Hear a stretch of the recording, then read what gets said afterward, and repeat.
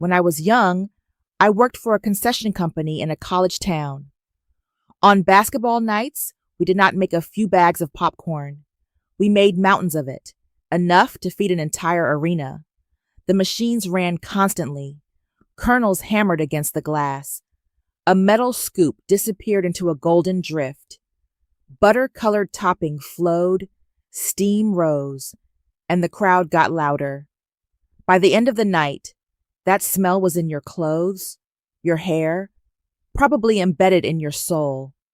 Years later, I lifted a glass of Chardonnay and I was instantly back behind that counter. So, is there actually butter in Chardonnay? No, winemakers are not dropping sticks of butter into barrels, and Chardonnay grapes do not naturally taste like movie theater popcorn. The aroma usually comes from a compound called diacetyl. Your nose strongly associates diacetyl with melted butter, butterscotch, and freshly popped popcorn. That association is powerful enough that a completely dry wine can smell as if it belongs beside a scoreboard and a paper bucket. Diacetyl is most closely associated with malolactic fermentation. The name sounds like it requires a laboratory coat, but the basic idea is simple. First, yeast turns grape sugar into alcohol. Then certain bacteria can perform a second transformation. Sharper malic acid becomes softer lactic acid. Malic acid is the tart edge you associate with a green apple. Lactic acid feels rounder and gentler. So malolactic fermentation can make Chardonnay feel broader, smoother, and creamier, while also lowering its sharpness. During that process, bacteria can produce diacetyl, and that is where the recognizable buttered popcorn aroma enters the story. But malolactic fermentation does not automatically turn every Chardonnay into liquid popcorn. Think of butteriness as a dial, not an on-off switch. A winemaker can block malolactic fermentation to preserve lemon, green apple, pear, and bright acidity. They can allow only part of the wine to go through it, balancing freshness with creaminess. Or they can allow a full conversion for a softer, richer style. Even then, the result depends on bacterial strain, temperature, timing, sulfur, barrel treatment, and contact with yeast. Yeast can transform some diacetyl into less aromatic compounds. That means a wine can whisper butter or arrive carrying a 5-gallon popcorn bucket, depending on choices made after the compound appears. This is where Chardonnay gets confusing.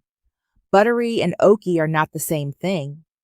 Diacetyl supplies the main butter aroma. Oak can add vanilla, toast, baking spice, caramel, smoke, and sometimes coconut. Lees aging, keeping the wine in contact with spent yeast cells, can add bread dough, brioche, and a creamy texture. Riper Chardonnay fruit can bring yellow apple, peach, melon, or pineapple. Put butter, vanilla, toast, ripe fruit, and creaminess together, and your brain assembles the complete concession stand experience. But the layers come from different places. Why does this conversation follow Chardonnay so closely? Because Chardonnay is unusually flexible. In a cooler climate, it can show lemon, green apple, and a lean mineral shape. In a warmer place, it may lean toward peach, melon, and pineapple. But it is also excellent at revealing what happens in the winery. Stainless steel preserves freshness. Oak adds toast and vanilla. Lees add texture. Malolactic fermentation softens acidity and can create diacetyl. Chardonnay is not inherently buttery. It is simply one of the best grapes for displaying the winemaker's choices. The next time you taste Chardonnay, separate the clues. Melted butter or buttered popcorn may point toward diacetyl. Vanilla, toast, or baking spice more often suggest oak. Bread dough, brioche, or a creamy texture may reflect Lees aging. Lemon and green apple suggest a fresher direction. Yellow apple, peach, and pineapple suggest riper fruit. And do not confuse creaminess with sweetness. A Chardonnay can be completely dry and still feel rich, round, and creamy. You are not choosing between a correct style and a wrong one. You are learning where the winemaker set the dials. For me, diacetyl does not simply smell like butter. It smells like a college basketball night.